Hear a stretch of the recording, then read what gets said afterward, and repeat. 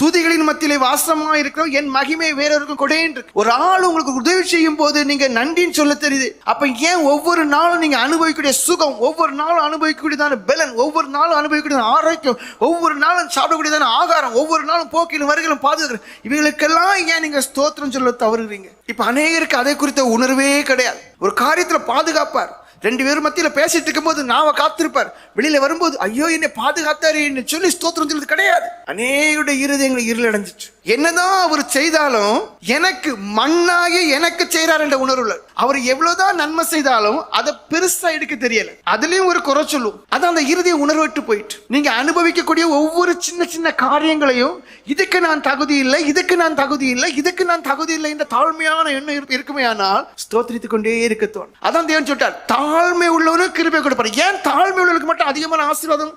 அந்த தாழ்மை உள்ளவன் மட்டும்தான் ஒவ்வொரு சின்ன சின்ன காரியத்துக்கும் நன்றி உணர்வுள்ளவனா இருப்பான்.